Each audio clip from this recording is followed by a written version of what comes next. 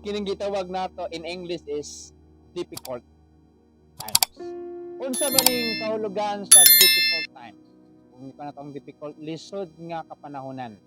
So unsaon nato pag sagubang, pag-atubang kining lisod nga kapanahonan? Kung may gutag difficult times, unsa ba ang situation nato ana? Difficult ang bulsa, difficult ang pamilya. Sa panahon na nagkalisod-lisod ka, unsaon nato pag-atubang? Labi na karon mahal ang palitonon, mahal tanan, nagtaas na ang mga palitonon o ang panahon init kayo, pati ulo sa tao init pod. Grabe. We live in difficult times today. There is much fear and concern. Not only about the future, there is fear of here and now. Nang atong panahon karon daw, lisod na kayo. Di lamang nahadlok ta sa atong palaabuton, na atay kahadlok, kuting ato na madto, ba't na-discuss ka rin, ay tulis dito. Wala na safety sa panahon karon, ang safety lang na sa will ni Lord. We need to be reminded that God is eternal.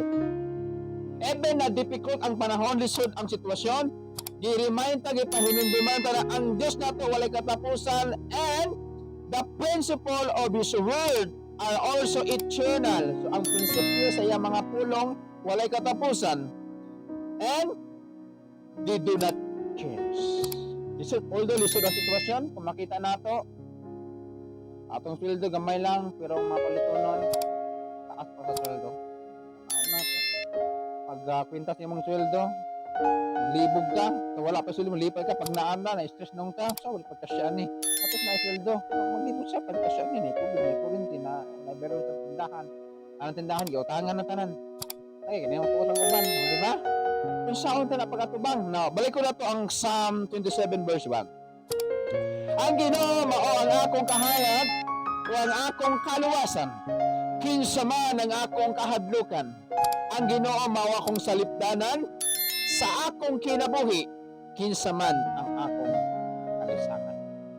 Kung ang Ginoo ang imong kahayag, kaluwasan, imo ang salipdanan, kinabuhi, natural, dili ka mahadlok, dili ka kanang gitawag nato na malisang.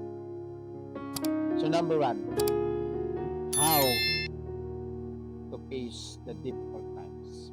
Na yung mga principle to handle difficult times in our lives. Number 1, our relationship with Him. Kasi makaingon tanului kayo ta, ano naman, di ka pareha ang mga silingan, income, may balay, natakyanan. Pero ang kaluluoy, ang walay relasyon sa Ginoo. Anytime may relasyon ka wala, pwede ka tawagon dito sa langit. So, ang una, ang saan pag-handle sa difficult time, first, your relationship with God. Although wala pa nakabot tong kwarta karon, at least natin relasyon sa Ginoo. Okay, Diyos na ito tagya sa tanan, anak man ta, mangayo ta sa itong amahan. And this is the foundational. Mao ni ato ang foundation. Mao ni ang patukuranon unta sa itong kinabuhi. Panahon na nagkalisod ka na atay Diyos. Sa mga klase na kalisdanan na, sa panimalay, financial man na, balatian, ayaw kalimot na naakay Ginoo. Anak ka sa Ginoo. That's why, i-remind tao, ang Ginoo, mao ang akong kahayag. Ngit-ngit na pananaw nimo, wakay kaon, wakay kwarta, ngit-ngit yun na. Ang akong kaluwasan, sa diyang nahadlok ka kay walay safety, ang Ginoo mo imong kaluwasan. Then, ang Ginoo, mao akong salipdanan. Ang Ginoo mo ay akong kinabuhi. Kinsa ba ang imong kalisangan? So, unag yun, tagaig pili ang imong relasyon sa Dios. We must have an anchor that hold us steadfast in the midst of the storm of life. Dapat na atay angkla na mao ang magagunit katua sa panahon sa bagyo na gilagian sa atong mga kinabuhi. So si James nag-ingon sa tuwa na we don't know what tomorrow would bring. James 4 verse 14. Ni James, ang atong kinabuhi sama lang kay og, pero salamat na atay relasyon sa Dios. We can handle the difficult time. But it underscore of us having personal relationship with God that we can draw upon no matter what. So, tungod kay na atay relasyon sa Dios, pwede kay ta makaduol, pwede kay ta makasangpit. No, kasi sa katao, kung muduol ka, for example, makita kag tao liya mudol ka ay dong mainong kay kung tabang be ako kinsa man ni basi scammer ni di ba matingala makuratan kung mga tagtabang pero sa Ginoo kay anak man ta niya di na makuratan kay dito masurprise ang Ginoo kabalo man ta na ang anak mangayo kita asa mo kitag anak na wala nangayo sa ginikanan silingan kasi mo hilak pa na ligid pa na anak di ba mo anak ang dapat ang usa ka anak mangayo sa ginikanan ang atong ginikanan ang atong amahan na sa langit. Ikaduha nga, about sa atong relasyon sa Ginoo dapat na atay assurance. Dapat sure jud ka na anak ka sa Ginoo. Dili lang anak sa gawas. Dili lang kanang pinaangkan ko ni anak jud ka sa Ginoo. Makanin mo na pinagi sa Bible. Ano naman, kining paghandle sa difficult times, kung di mo sure na anak ka sa Ginoo, murag baliwala lang simo na masangkot sa Ginoo. Ano man, usahay, nakalimot ka na nakay Ginoo, di ka maangkot sa Ginoo kay mangita ka pa ngayon, gapre, marit, kung lang ako diya be. Nama kay amahan Lord, tabangi ko ay nako sa Ginoo adto ka dito kay naali tong parka, iandam na mo nga. Oh, di ba? Kailangan una sa atong relasyon sa Ginoo dapat na kay assurance. Muna ang songwriter put it this way, I do not know about tomorrow. No? Kanta man ng Philips, no? But I know who holds my hand. Di ba? May kanta yung nana. David knew he was saved. 1 John 5 verse 13, this thing have I written unto you, kining mga butang nga, isulat na ko kaninyo, that believe on the name of the Son of God, that you may know that you have eternal life, and that ye may believe on the name of the Son of God. So, sa atong relasyon, una, kailangan pundasyon. Ikaduha, kinanglagri o assurance. Kay, bisig magkanaon sa muna ang ginikanan, dili yun na mupiya sa anak.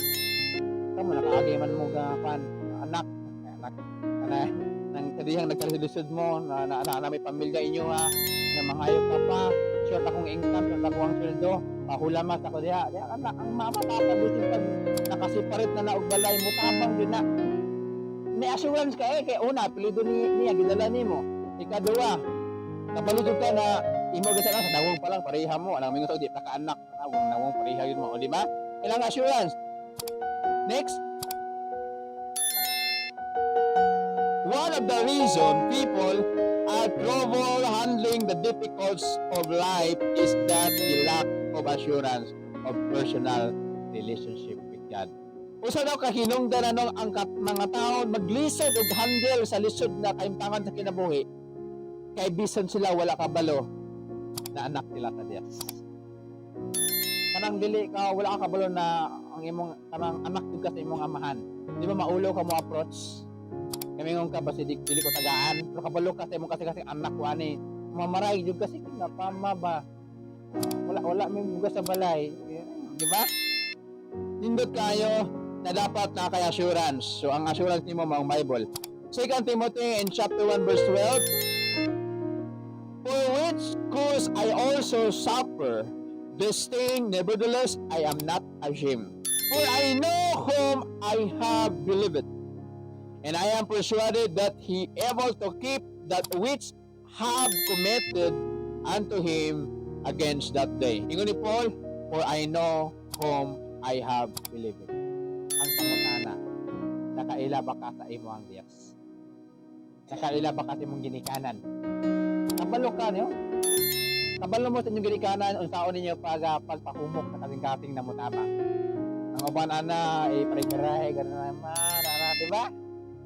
Sa amin na ako na laba ana ma, ako na laba wala mangayo diay, di ba? Nakagwapo sa akong mama, magkuan mangbula pa para tagal 5 be, oh. Di ba? So ingon ni Paul, for I know I have believed it. So, importante kayo na panahon sa difficult time. Dapat kaila jud ka sa imong amahan sa langit. Bisin sa anak.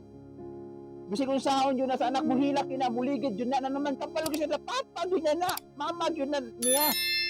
Lang mo hilak ta sa silingan. Abunalan pa siya kinsa man kang anak.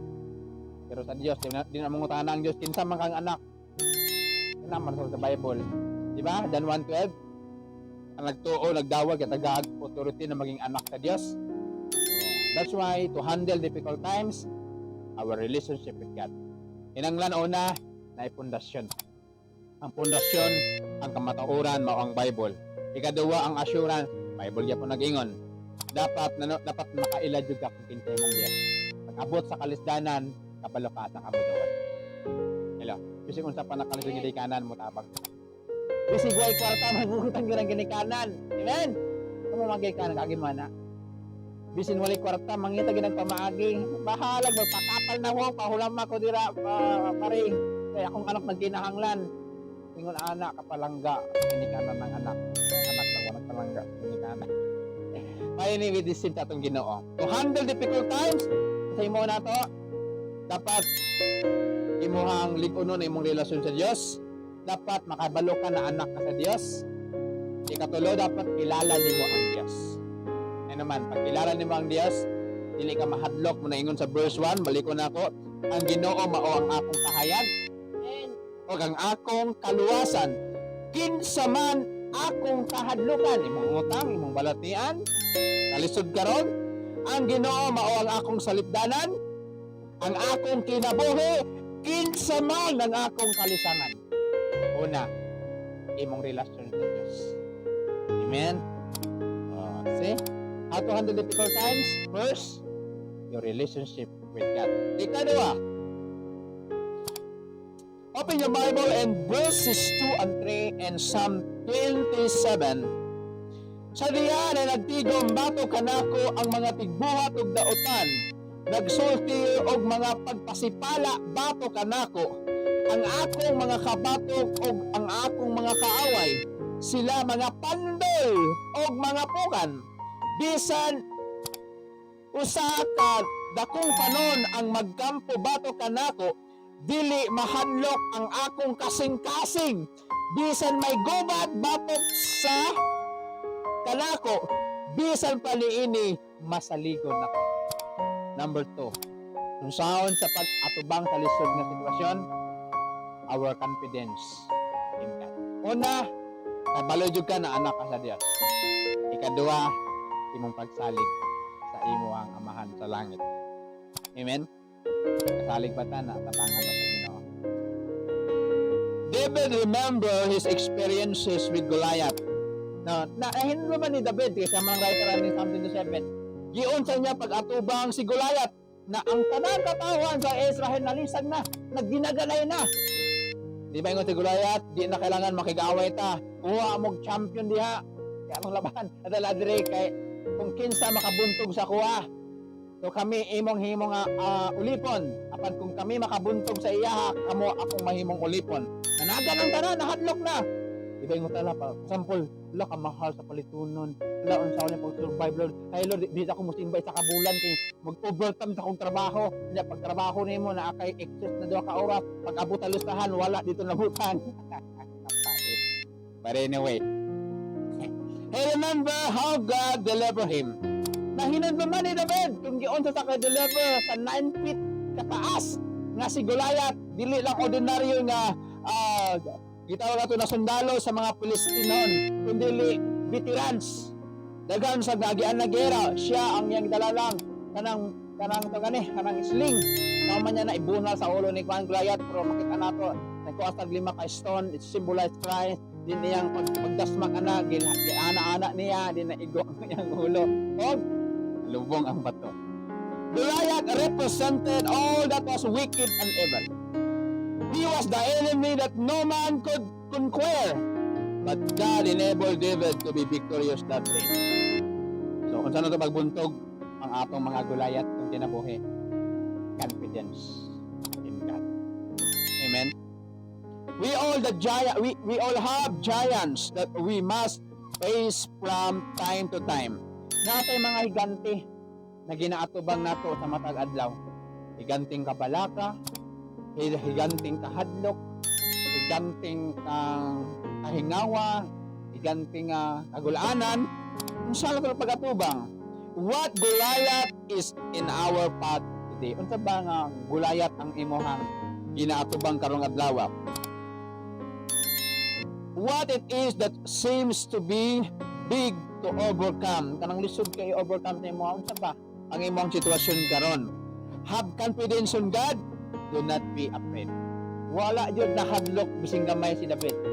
Kapag atubang nga si Goliath, makita nato nagkaguliyan na sa maningon pa yun mag-reward na kung kinsa makapatay anang higanti na ipaasawa sa anak sa hari, tagaag bulawan, tagaag whatever diha. Yung ni David, ang focus ni David dili tong gantingon niya kinsa baka mo biay sa Dios sa Israel.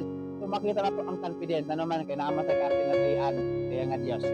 Kung nakaka-experience imong Ginoo mga milagro, panahon sa mga kalisod mahinumduman nimo, dili ka rin mabalaka. Kung nindot tayo pag nakaka-experience ang personal sa Ginoo. Trust in the Lord. Psalm 112 verse 7 and 8. You shall not be afraid of evil tidings. Saming evil tidings. Dakutan nga balita.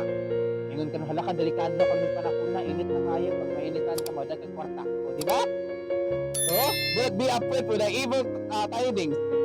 His heart is fixed trusting the Lord. Bising unsang balita na mabatian niya sa radio, makitaan niya sa TV, then ang iyang heart nakapokus sa Ginoo. Is established, he shall not be afraid dili sa malisang until he says the desire upon his enemies. Munang gitawag nato to handle the difficult time. Dapat na kay confidence sa Diyos. Dili mong trabaho, dili mong pamilya o bana o asawa dapat sa Ginoo. Ma-handle nimo na sa kay matubos sa Bible na bisan tayo ni ingon ni David sa verse 3 bisan usa ka dakong panon. Akong panon, can you imagine? Ako kayong panon sa problema. Na ay sakit, ay balayran, papakay kaon, papakay bugas, pag-handle. Tara bisan usa ka dakong panon ang mubatok kanako, dili mahadlok ang akong katingkad. Ila. Ganda mahadlok ka no? Doon saan lang ni Drudit na. Judit na sa tubig, kaputla na ta. Ala, judit na sa balay, basi kung kasabaan sa tagiya. Ala, judit na sa kuryente. Ala, ang mga loan, salido, loan patan, wow, bayad na. O, di ba? So, masay mo ani mo. Dapat imohang ingnan nimo kagalingon self, kalma lang ka. Hala, do wala mo anniversary na ay 500, na ay pagkaon, na ay sudan, whatever diha. Self, kalma lang ka. Hello? Okay ra mo diya. Difficult times na eh. Ay mong una nag-struggle, di kakatulog, di kakakaon, silaming sudan, di wala sudan, di kakatulog. Asaw ko mangitag kwartaan ni, mura man akong income. Confidence in God. Salig sa Ginoo. Amen? Verses 4 to 6. Usa ka butang ang akong gipangayo sa Ginoo. Nga akong pangitaon nga makapuyo ako sa balay sa Ginoo sa tanang mga adlaw sa akong kinabuhi aron pagsulong sa katahom sa Ginoo ug sa sayon diha sa iyang pakisayo diha sa iyang templo. Verse 5. Kay taguan man niya diha sa iyang puloy-anan sa adlaw sa kasamok. Kung asa na ka madto adto sa adlaw sa kasamok? Sa balay sa Ginoo. Tagdan niya sa ilalom, taguan niya sa ilalom sa tabel sa iyang tulda. Ituboy niya ibabaw sila. Karon bayawon ang akong ulo ibabaw sa akong mga kaaway na naglibot kanako ug diha sa iyang tulda magahalad ako og mga halad uban ang kalipay, magaawit ako og mga maghimo og huni ngadto sa Ginoo. Usa ba ginahimo to sa simbahan? Matupad diri sa verse 6, magahalad uban ang kalipay, magaawit ug magahimo og mga huni ngadto sa Ginoo. How to handle difficult times. So, saan pag-handle, pag-unit, pagkatubang kalisod ng sitwasyon? Our worship. Ito sa inyo nakaagi, kasi ang gasong problema. Instead na muhila ka dira, magulo ka na, puyo ka na, kanta ka na. Dili ka bayra ng taan. Diba? Karang, nakakasatime ba na wala nakakabalo sa mong himuon, naghanap kay problema, nabibalatian, gawas sa imong pamilya, gawas imong kagaling ng problema na apa sig panawag ay gagasa na palalik ko diri wala mi pagkawa na mi bugas wala mi paglit og tambal ang sa mangga. Hello. Ingon ni David ang iyang tinguhagin makaadto sa balay sa Dios. Kinsa ba sa tuwa sa pananaluya mo simba siya. Di ba kasagaran pag maluya ta ang problema akamura ta diha. Kung sa mangka ako aning lumluman akong problema para banok pa. Kay kwarta, nagsakit, lumluman ako na. Amo na, na-miss ko imong problema. Kay gilumluman si mong balay. Asa man ka? Kung simba karon ng problema, luya ko. Gilumluman. Yo, napusa, nagpiso, nagdaghanon. Ingon ni David, verse 5, kay taguan man niya diya sa iyang puloy-anan sa adlaw sa kasamok. Oh, hello. Adlaw sa kasamok, asa mo ato daw?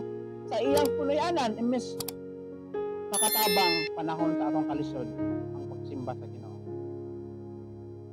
Bisan pag naatay mga misunderstanding, kung nakasabot ta na atong gisimba sa simbahan dili si pastor, dili atong kauban membro, kundi ang Ginoo. Ang mensahe na giandam didto.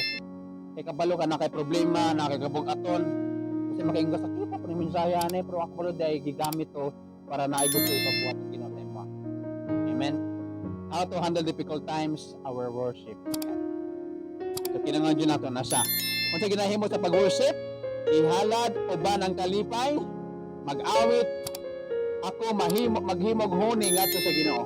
Worship is a part of our life. No, ang pagsimba daw bahagi na, kabahin na sa ato mga kinabuhi. We need to realize that worship is not something that is done on one day of the week.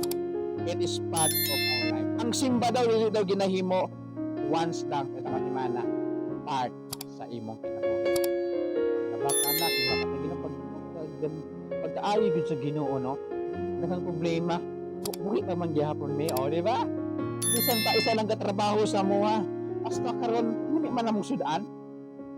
At makita din mo ba, iampo sa Lord, abri budak mo mata para makita na kung panalangin na naa sa katabangan. Kapag di mo makita na sikag complain, bugas wala tay kwarta wala tay ipatugma. Unay panalangin na mo gayunita, nakamata ka, whatever diha. So kailangan nato na iampo sa Ginoo. David said it was his one priority. First priority was to dwell or remain in the presence of God. So, wala sa naingon na mo ato sa Jerusalem, gusto niya adlaw-adlaw mo simba sa Ginoo.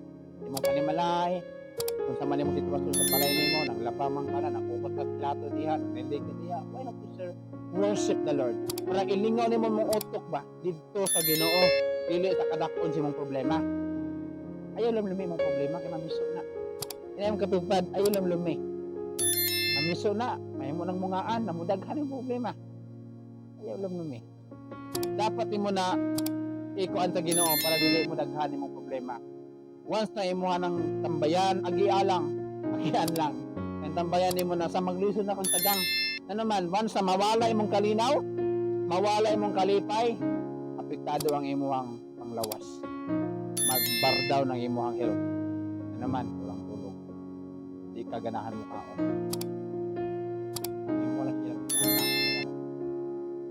Luguan ka. Na naman.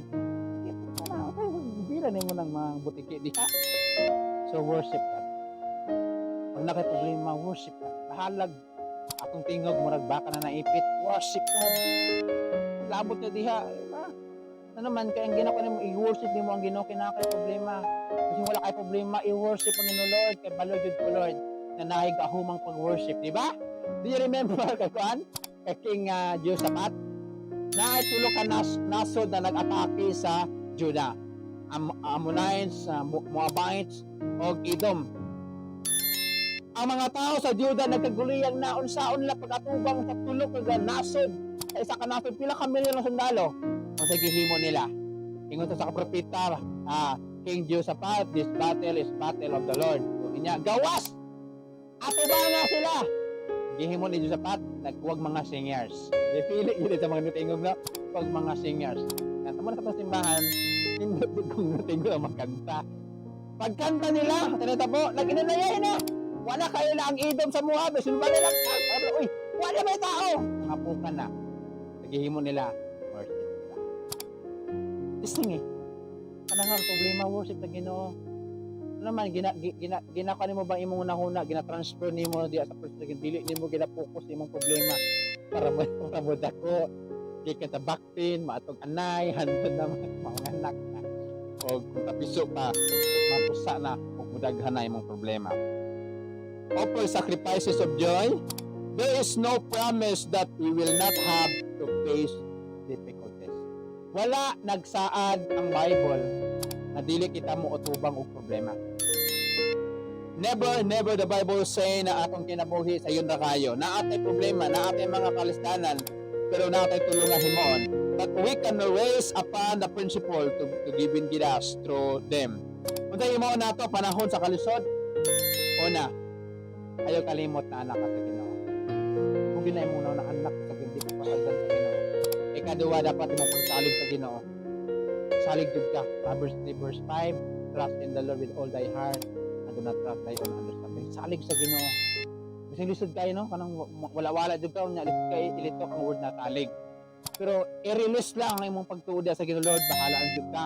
Bahala na ka sa akong problema, bahala na ka sa akong pamilya, bahala na ka sa akong anak, mga anak, bahala na ka sa akong payronon, bahala na ka sa palaabuto na activities. Isalig sa Ginoo. Ikatulo, simbaha ang Ginoo. Simbaha ang Ginoo. Pasalamati ang Ginoo. Dahil ang Ginoo imuhang individual na kinabuhi. Makita nimo na mahayagan imong mata ba, makita nimong solusyon. Mo ning himuon ako naman. Once sa di ka mudag sa Ginoo, imong puno nang ngitid na sa mangitngit na ng imuhang una di ka puno sa imong solusyon. Pero kung muday ka sa Ginoo, do abrihan sa Ginoo, hawanan sa Ginoo ang imuhang makita nimo ang solusyon, makita nimo na dili di kay makaluluoy, wala di kay pasagdan katong nahitabo di ay ang problema para mulami imong batason sa Ginoo, mulami imong pag-ampo sa Ginoo. Para sa dili ka mudaig sa Ginoo, abi nimo gidagdaog na ka, abi nimo gipasagdan na ka sa Ginoo, abi nimo wala na ka gitagdad sa Ginoo. Pero musimba ka sa Ginoo ka, Lord, salamat na nahitabo da ini kinakay purpose. Ug da nimo ma-handle ang difficult time.